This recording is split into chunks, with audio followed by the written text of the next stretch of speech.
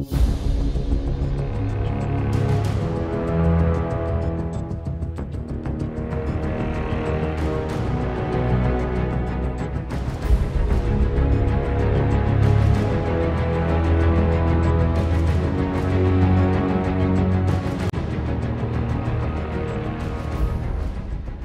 ladies and gentlemen, and welcome to another episode of DeepSeededGeek's Franchise Friday. Today we are looking at one of my all-time favorite gaming series, which is only a new series to think about it, the Batman franchise, specifically the Arkham Asylum franchise. Yes! This game just blew my mind. I remember reading just a preview of it, the only hint that this game was coming out in an issue of Game Informer, where it was just like a little preview section where it had a little window said, oh yeah, Batman Arkham Asylum, oh it's running on the Unreal Engine, and here's a screenshot. And the screenshot captured my imagination. It looked like Batman from the films in video game form. It was incredible, but it didn't say much about what the game was all about. And I thought, okay, well, I'll keep my ear to the ground. You know, most Batman games kind of suck balls, but, you know, I'll have hopes for this one. And eventually it came out, and I read some reviews, and it said, everyone was saying the same thing. They're like, oh my god, where the hell did this game come from? How come we didn't hear about this? Oh my god, this is awesome! And so I picked it up, and sure enough, Batman Arkham Asylum was the pinnacle of a comic book fanboy's ultimate video game experience. It was brilliant. It was perfect. And then they came out with a sequel a couple of years later and did it even better, bigger, bolder, everything. It's just amazing. So, before we get into the hot topics of why this game series is so amazing, I do want to point out one small thing. The game footage that you're going to be watching throughout this episode is all from Batman Arkham City. And the reason why that is because I had a few problems with the Steam version of Batman Arkham Asylum on my computer, and it just gave me too much of a headache, so I said, screw it, we're just doing all Arkham City. So, I'm going to be referencing both, but what you're going to be seeing is just Arkham City. So let's get into it. I guess the first thing we can obviously talk about are the graphics of this video game. Breathtaking. It is the pinnacle of what the Unreal Engine could do in a video game. I mean, everybody looks at, they associate Unreal with Gears of War and Mass Effect and all those kind of games, but this game just makes that engine shine in so many different ways. Sure, the character models look great and the environments look great, but you add in everything like the lighting effects, the particle effects with weather that kind of goes on, and just everything that is capable. It's just insane. It's so amazing. The difference between 1 and 2, I would say that with the linear kind of narrative that goes along with those games, Batman Arkham Asylum, you had to go from point A to point B around a very small space, and you didn't get to wander too much and kind of free roam. And so their environments were very select and very detailed in their small space. But when you get to Arkham City, it takes all of that detail, does it double, and like pretty much quadruples the size of an open world environment. So you could be flying around and you could go, ooh, that cityscape is so pretty, and then you could get down to street level and it is still hyper detailed. My mind melts at the amount of attention that they put into this game in its world. It's just unbelievable, so kudos to them. The sound design for this game, my god, you feel like you are in a pulsating asylum. You feel like you are in the grittiest of gritty worlds when you hear all the static that's going around you. You hear, and it's so key for the gameplay too. You have to really use like the audio cues to pick up on little hints for other side missions, what some of the thugs are thinking and planning, where clues are to different environments and everything where you need to go for the next checkmark and everything. But the most brilliant thing about this game is, of course, its voice actors. They pulled the biggest talent in voice acting for this game. They got Kevin Conroy, who by almost everybody's standard is the quintessential Batman. Yeah, you've got your Christian Bale, yeah, you've got your Michael Keatons, yeah, you've got your Adam West, but Kevin Conroy is hands down the voice of Batman. You hear his gravelly voice and you are convinced. Everybody else who comes in after him just pales by comparison. And if that wasn't a match enough, they picked Mark Hamill for the Joker in both of these games, which, again, my goodness, like, I don't know anybody else who can do the Joker's voice so well. I mean, Heath Ledger did a brilliant version of the Joker, but when you think of the classic, true Joker, where he's manic, insane, telling bad jokes and everything, it is Mark Hamill or nobody.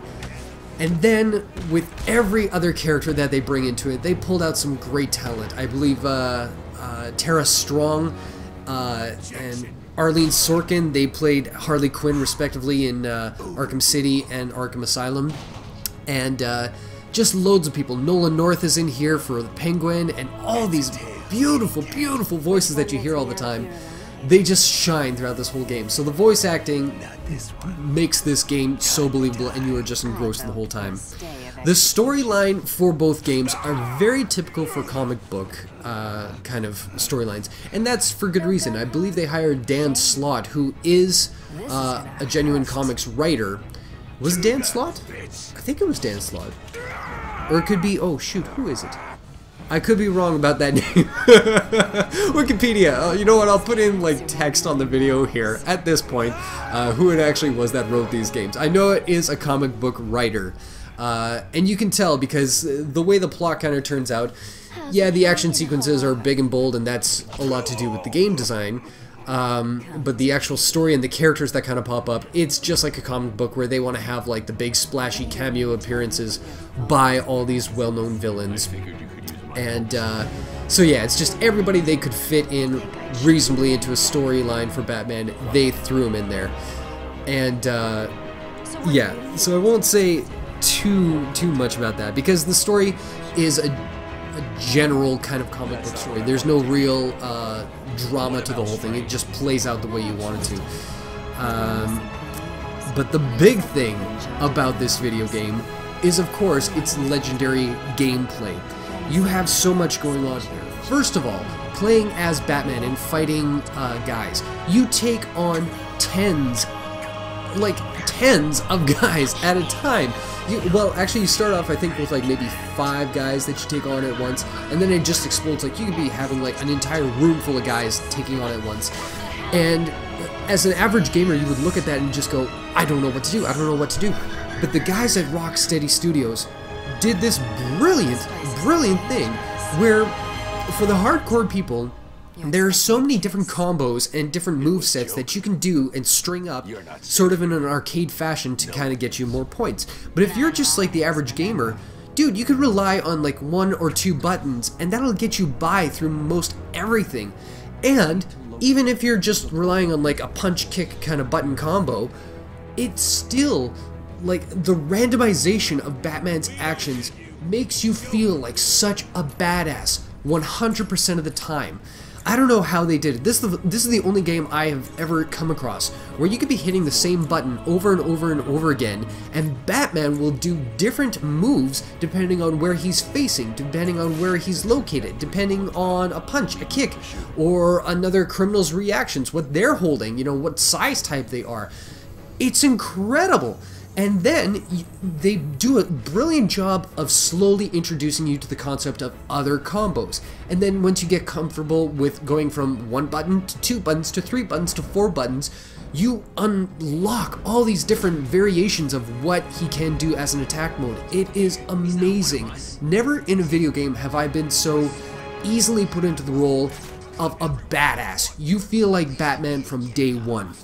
And that's just when you take guys on one-on-one. My favorite part of this entire game series is its silent takedown modes, where you'll be tasked with an environment where there are certain guards in certain areas of the building. Maybe they have hostages, maybe they have key elements that you need to acquire. But you have to silently go and systematically take down each one in a different fashion. That is so cool. I love sniper games, I love like stealth games, and this did it in such a brilliant way. You rely on detective mode, which, good or bad for some gamers, is kind of like a cheat, but knowing, if you think of Batman and his technology and his gadgets and everything like that, it's so fitting. And even though it lets you see through walls and see who has what and where the most most threat level is, it in no way takes away from the ease of this game, or like the difficulty of the game. It's as difficult as you want it to be, and having your game in detective mode doesn't take too much away from that. But anyway, I'm going off track. I love this game. I'm so spastic about this game.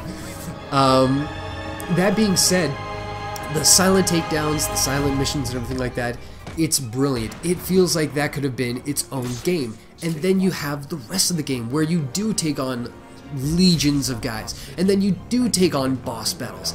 And then you get into some of my favorite things, which are the side quests. And this is what makes this game series a fanboy's wet dream. There are so many side quests, Riddler kind of challenges, where you can go around the environment in both Arkham Asylum and Arkham City, and you'll find little question marks in hidden places. And sometimes it's as simple as just find how to get this one little token, and you get a Riddler quest. Another is you have to use your tools and your skill set to kind of unlock secrets. And once you find those, you are rewarded and you can upgrade your gear and everything like that. But, that being said, there are some side quests where they are just find this location. And the locations in question are all related to Batman lore. You'll find things that reference Dick Grayson and the flying circus that he used to be in before he became Robin. You'll find hidden secrets where it shows off little bits about the Scarecrow, or one of my favorite Batman characters in a while, Hush, and there's a whole storyline there that happens. You'll find things about the Mad Hatter, Killer Croc, Poison Ivy, Mr. Freeze. Every little Batman villain or storyline that has ever come around seems to make an appearance in this game somehow in the side quests. And that is just a crown achievement for this game, because it gives their core audience for this game, the comic book lovers, exactly what they want. Just fanboy service all over the place. It is incredible. Now, you could take that part of the game away and you would still have one of the most compelling action-adventure games ever created. You could take Batman out of the whole thing and it would still be that kind of game. The fact that they used the license, the fact that they did such fan service, just put this game way over the top. And this game came out in 2011. It was up for Game of the Year against Skyrim, against Portal 2. Big, huge games that are legendary. And Batman Arkham City deservedly won quite a few of those awards. And in my opinion, it was even better than Skyrim. I mean, I love Skyrim to death, just like everybody, and Portal 2 is a thing of beauty. But because of the comic book fan service, because of the fine-tuned nature of the sequel from the first game, because of the open world, because it turned it up to 11 for the sequel, this game is, in my opinion, one of the all-time greatest games ever created.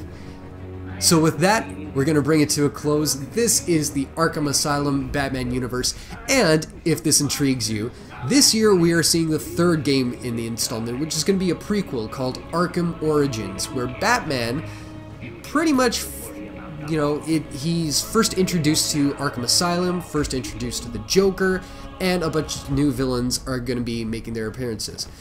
So I cannot wait for that. That's coming out in October, I believe. So fingers crossed it's going to be as good as what Rocksteady Studios has brought to the table, because it's going to be developed by a brand new studios, Warner Brothers Montreal, I believe they are. And yeah, that's all I can say about that. I am in love with this game. Hopefully you guys dig it too if you haven't checked it out before. If you have, tell me what you love about this game, and we will just geek out together. How about that? So with that, we're going to leave you today. Thank you very much for watching this video. If you dig this kind of content, like and favorite and share on Facebook and Twitter and like with your friends and family. Subscribe, because I put out videos every Monday and Friday, and I will see you next time on Deep Seeded Geek. Take care.